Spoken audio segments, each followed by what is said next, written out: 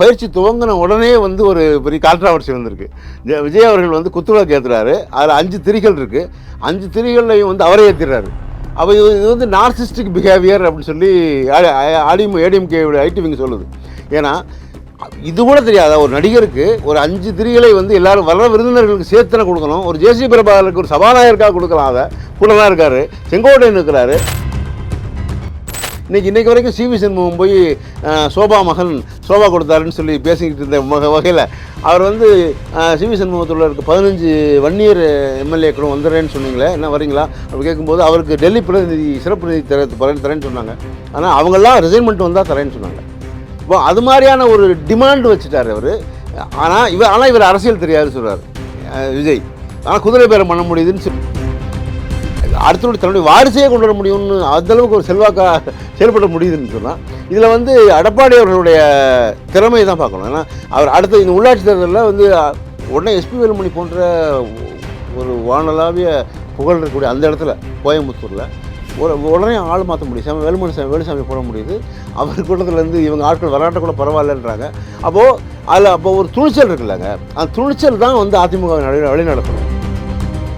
இல்லை, ராகுல் காந்திங்கிறது பப்புங்கிறத வந்து மறுபடியும் நிரூபிக்கிறாங்கன்னு தான் சொல்கிறேன். ஏன்னா கடந்த தேர்தலில் சட்டப்பேரவை தேர்தலில் அதிமுகவோட கூட்டணி மோடி அவர்கள் வந்து எத்தனை முறை வந்துட்டு போனாருங்கிறது தெரியும். ஒரே மேடையில் வந்து பேசினாங்க. ஆனால் ஸ்டாலினை நீங்கள் வந்து பிரவீன் சக்கரவர்த்தியை வச்சு பேசுனீங்க விஜய் தாவேக்கால விஜய்க்கு. ஆனால் கூட நீங்கள் வந்து ப. சிதம்பரத்தை அனுப்பி ஒரு 28 சீட்டு வாங்கினீங்கல்ல, வாங்கின பிறகாவது நீங்கள் ஒரு கூட்டத்தில் வந்து பேசியிருக்கணும். இன்றைக்கு வரைக்கும் வந்து ஒரு தெளிவில்லாத ஒரு சிந்தனையாக தலைமையாக இருக்கிறதுனால இது முதுகுல குத்துற துரோகம் வந்து மன்னிக்கவே முடியாத ஒரு குற்றம் தான். ஏன்னா நீங்கள் அவங்க விசிகா போன்றவர்களாவது நாங்கள் வந்து ஸ்டாலின்கிட்ட கேட்டுட்டு தான் வந்தோம் அப்படின்னு சொல்கிறாங்க. நீங்கள் அடுத்த நிமிஷமே ஒரு 2 அமைச்சர்களுக்காக நீங்கள் வந்து சோரம் போகிறதுங்கிறது வந்து கொஞ்சம் நியாயமற்றது. அப்படிங்கிறது நியாயமான ஒன்று தான். அவங்க கேட்குறதுல அதில் மறுக்கலை. இன்றைக்கி கூட விஸ்வநாதனும் அந்த இன்னொரு அமைச்சரும் சேர்ந்து ராஜேஷ்குமாருமே சேர்ந்தே பேசியிருக்காங்க. அது வந்து நியாயமற்றது, இவங்க வந்து இப்படிலாம் சொல்லக்கூடாது. சரி, சொல்லக்கூடாதுங்கிறதுக்கு நீங்கள் என்ன செஞ்சீங்க? நீங்கள் உங்களுடைய செல்வாக்கு என்ன இருக்குது?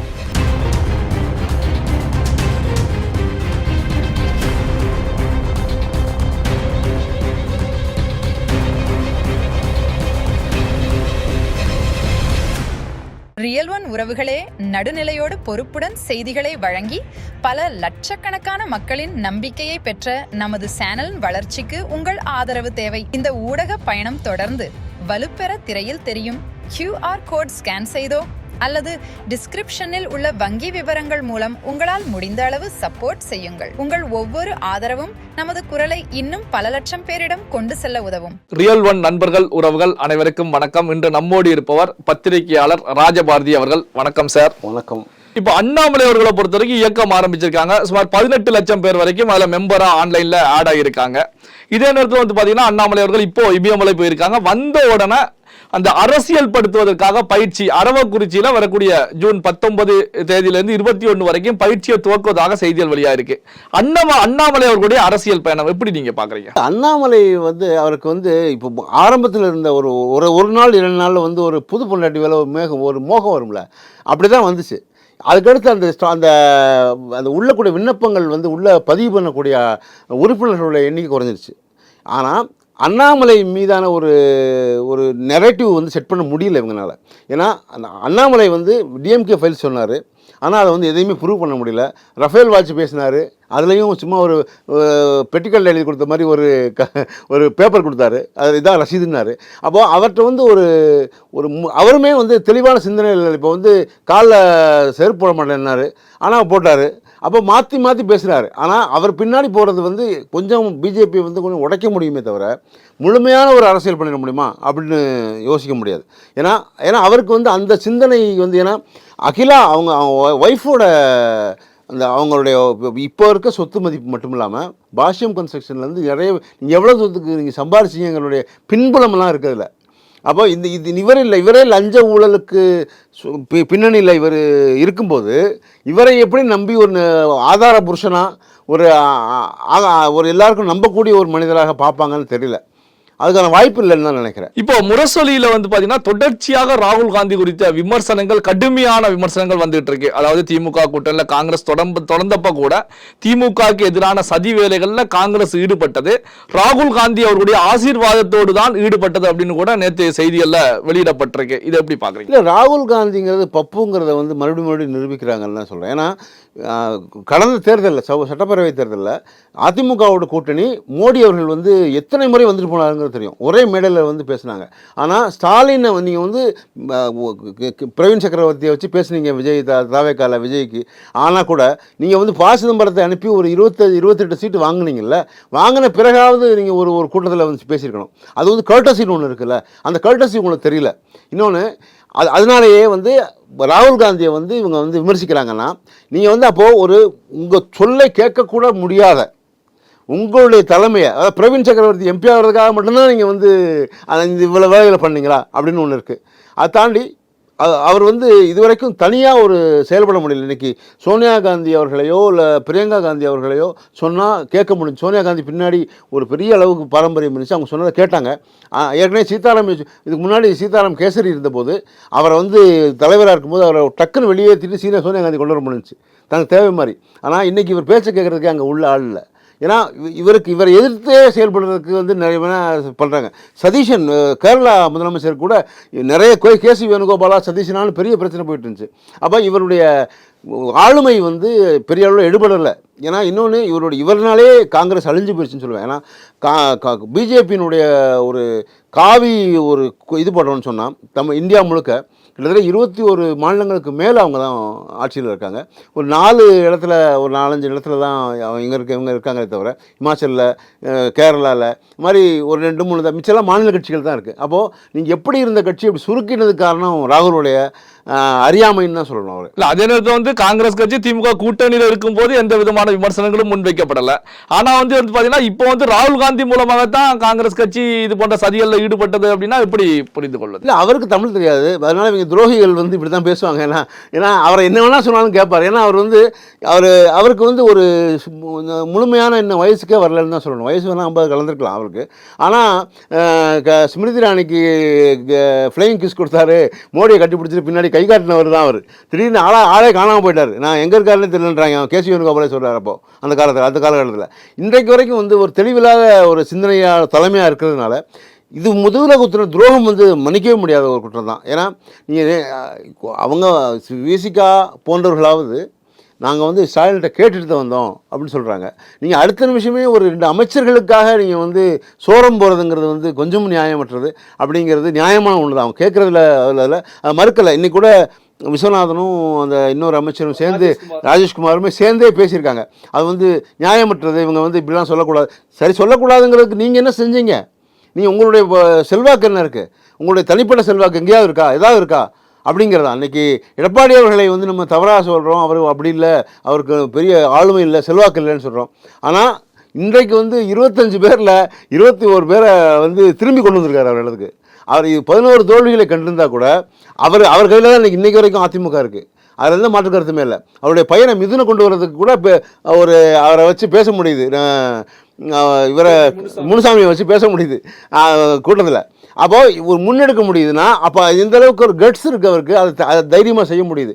இன்றைக்கி வரைக்கும் சிவி சண்முகம் போய் சோபா கொடுத்தாருன்னு சொல்லி பேசிக்கிட்டு இருந்த வகையில் அவர் வந்து சிவி சண்முகத்தில் இருக்க 15 வன்னியர் எம்எல்ஏக்களும் வந்துடுறேன்னு சொன்னீங்களே, என்ன வரீங்களா அப்படி கேட்கும்போது அவருக்கு டெல்லி சிறப்பு நிதி தரேன்னு சொன்னாங்க. ஆனால் அவங்கெல்லாம் ரிசைன்மெண்ட் வந்தால் தரேன்னு சொன்னாங்க. இப்போ அது மாதிரியான ஒரு டிமாண்ட் வச்சுட்டார் அவர். ஆனால் இவர் அரசியல் தெரியாதுன்னு சொல்கிறார் விஜய். ஆனால் குதிரை பேரம் பண்ண முடியுதுன்னு சொல்லி இப்போ ஒரு கேஸ் இப்போ சொல்கிறாங்க. அடுத்த நிமிஷமே 4 பேருக்குமான இதை வந்து அதுக்கு தான் இப்போ கோர்ட்டில் கேஸ் போயிருக்கு. 4 பேருடைய இது செல்லாது. ஏன்னா 25 பேருக்கான இதில் கொடுத்துருக்காங்க. அதில் அப்படி மனு அங்கே இருக்கும்போது, அது வந்து பரிசீலனை இருக்கும்போது உடனே ராஜினாமா பண்ணக்கூடாது. ராஜினாமா ஏற்கனவே கோர்ட் தீர்ப்பு வந்திருக்கு. அப்படி அது மாதிரி அந்த 4 பேர் மேலேயும் வழக்கு பதியப்பட்டிருக்கு. இப்போ இது பண்ணுவாங்க. அப்போது அது வரைக்கும் இடைக்கால தேர்தல் கூட வராமல் போயிடலாம். இடைத்தேர்தல் கூட வராது. ஏன்னா அது தீர்ப்பை பொறுத்து தான் வரும். அப்போது இதில் வந்து முதல் நாள் வந்து பேசிட்டு அடுத்த நாள் வந்து 25 பேரில் மொத்தமாக போயிட முடியும்னா இதில் வந்து குதிரை பேர் நடந்திருக்கிற வாய்ப்பு இருக்குங்கிறத நீதிமன்றத்துக்கு போயிருக்காங்க. அப்போ இதுக்கான சிபிஐ வழக்கு வேணும்னு சொல்லி கேட்குறாங்க. அதுக்கான காலகட்டமும் இருக்குது.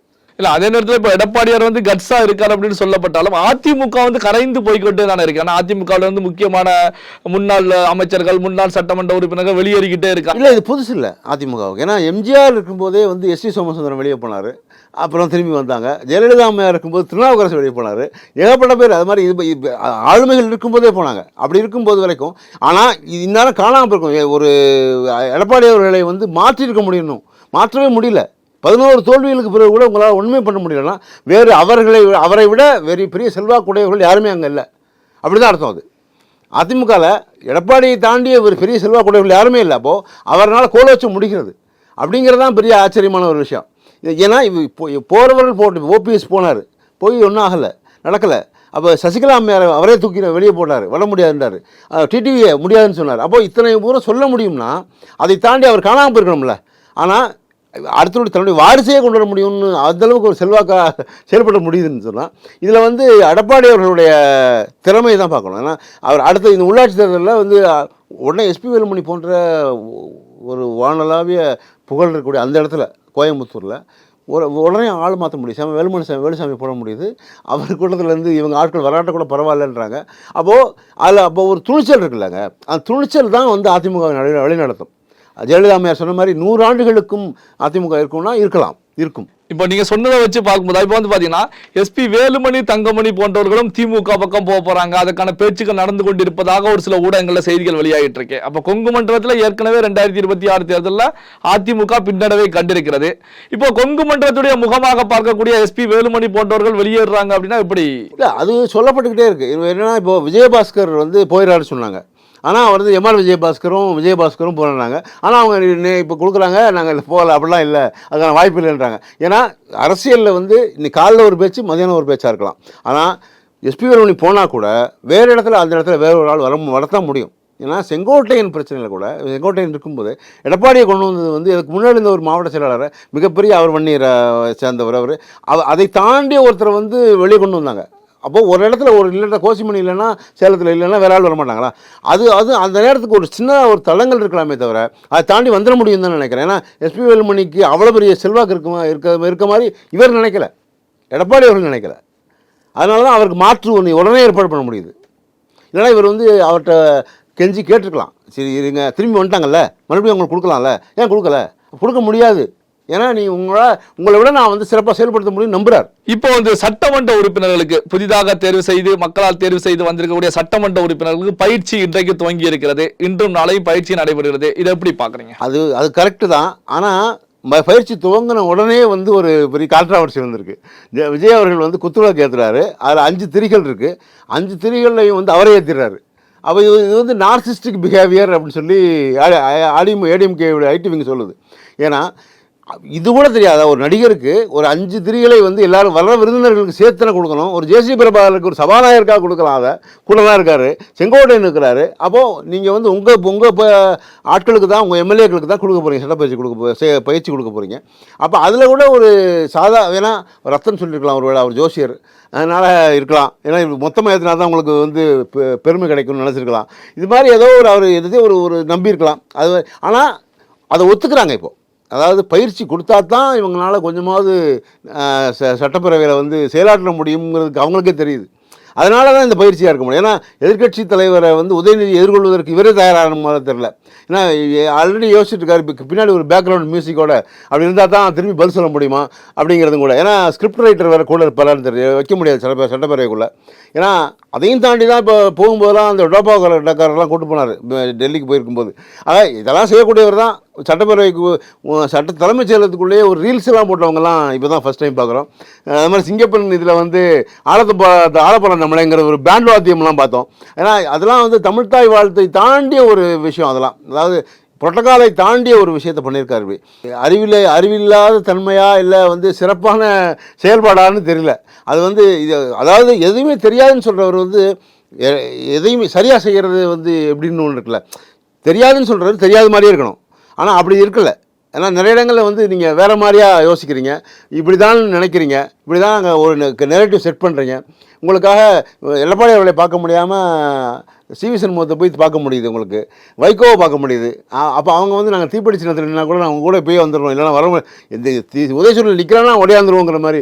இது வந்து அப்போது எத்தனை முறை நீங்கள் வந்து பின்புலத்தில் கொல்லைப்புறம் வழியாக நீங்கள் வந்து அவங்கள கொண்டு வர முடியும்னு நினைக்கிறீங்களோ, அப்போது உங்களுக்கு அரசியல் தெரியாதுன்னு சொல்கிறதுல வந்து நியாயம் இல்லை. அதுக்கு 6 மாதம் டைம் கேட்குறதுலாம் நியாயமன்றது தான். அப்போது நீங்கள் வந்து தேர்வு செய்கிறவங்க, நீங்கள் வந்து மாவட்ட செயலாளர்களை தேர்வு செஞ்சுருக்கீங்க, அவங்க முதல்ல தகுதியானவர்களாக நீங்கள் முதல்ல சீட் கொடுத்துருக்கணும். அப்போது சட்டப்பேரவை நிகழ்வுகளே தெரியாத ஆட்கள், எல்லாருக்குமே தெரியாது இருக்கலாம், ஆனால் ஒரு சின்ன சின்ன இது கொடுக்கலாம். ஆனால் இப்படி தலையை ஆட்டி வந்து ஒரு குப்பை மொத்தம் 3 பிரச்சனை, பெரிய பிரச்சனை வந்துச்சு இந்த 1 மாதத்தில்.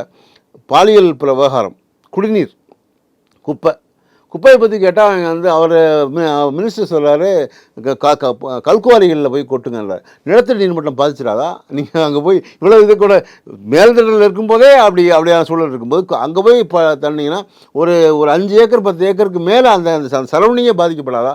அது யோசிக்க முடியல.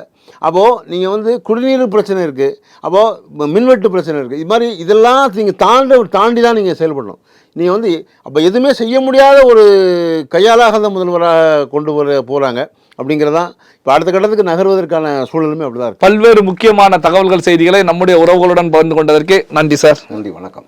உங்கள் பிசினஸ் இன்னும் அதிக மக்களை சென்றடைய வேண்டுமா? இன்றைய டிஜிட்டல் உலகில் சரியான ப்ரமோஷன் தான் வெற்றியின் முதல் படி. தமிழகம் முழுவதும் பல லட்சக்கணக்கான பார்வையாளர்களை தினமும் சென்றடையும் ரியல் ஒன் யூடியூப் சேனல்களில் உங்கள் பிசினஸ் இனி எல்லோரும் அறியட்டும். குறைந்த செலவில் அதிக ரீச். உங்கள் பிராண்டுக்கு நம்பிக்கையும் வளர்ச்சியும் சேர்க்க இன்றைய எங்களை தொடர்பு கொள்ளுங்கள். 928 00 8714.